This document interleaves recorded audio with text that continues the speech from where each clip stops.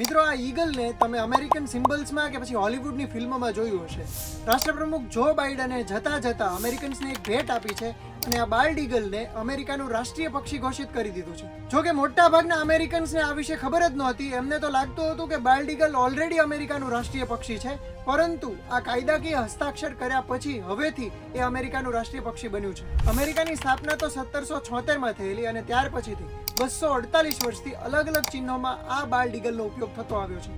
American પ્રેસિડેન્ટના flag ઉપર, $1 currency ઉપર, American મિલિટરીના ચિહ્નો કે પછી અમેરિકાના હાઉસ ઓફ રિપ્રેઝેન્ટેટિવ્સને અપાતી છડીમાં આ બાલ્ડ ઈગલના ચિત્રોનો ઉપયોગ કરાતો આવ્યો છે.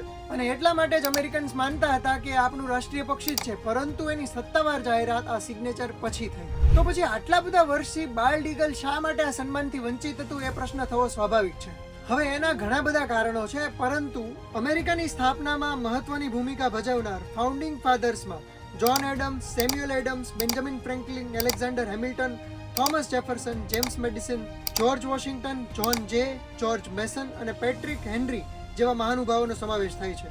આ જ ફાઉન્ડિંગ ફાધર્સમાંના એક બેન્જામિન ફ્રેન્કલિને અમેરિકાના રાષ્ટ્રીય પ્રતીક ધ ગ્રેટ સીલની ડિઝાઇનમાં આ બાલ્ડ સીલનો સમાવેશ કરવાનો વિરોધ નોંધાવેલો. એમણે કહ્યું હતું કે આ બાલ્ડ સીલ એક બેડ મોરલ દર્શાવે છે, એટલે કે ખરાબ નૈતિક આભા દર્શાવે છે. એ પ્રામાણિકપણે જીવન જીવતું નથી અને એના કરતાં ટર્કી પક્ષી વધુ લાયક છે, કારણ કે અમેરિકન મૂળનું વતની પણ છે.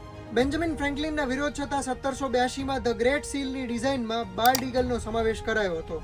વર્ષો પછી ગ્રેટ સીલની ડિઝાઇન બદલાતી ગઈ, પણ બાલ્ડ ઈગલનું સ્થાન યથાવત રહ્યું. એક સમય એવો આવ્યો કે અમેરિકામાંથી બાલ્ડ ઈગલ લુપ્ત થઈ જવાના આરે હતું, કારણ કે એના વસવાટનો વિસ્તાર ઓછો થઈ ગયો હતો, ખેતીમાં જંતુનાશકોના ઉપયોગના લીધે અને વ્યાપક શિકારના કારણે પણ આવું બન્યું હતું. 1900ના દાયકાની વચ્ચે એમની સંખ્યા ઘટીને 3 આંકડામાં આવી ગઈ હતી.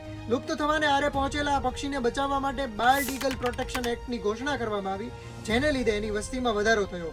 2019ના ડેટા પ્રમાણે અમેરિકામાં આ પક્ષીની વસ્તી અંદાજે 3,16,700 જેટલી છે.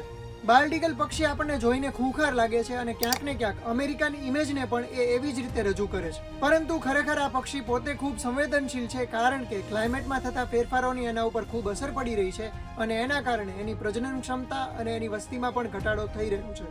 મિત્રો, દેશની ઇમેજને કોઈ પક્ષી વડે રજૂ કરવાની હોય તો ભારત સહિતના દેશોને કયા કયા પક્ષી વડે રજૂ કરી શકાય એ અમને કોમેન્ટ કરીને જણાવો. અને આ જ પ્રકારના ઇન્ફોર્મેટિવ વિડીયોઝ જોવા માટે ગુજરાત સમાચારના ડિજિટલ પ્લેટફોર્મ સબસ્ક્રાઇબ કરી લો.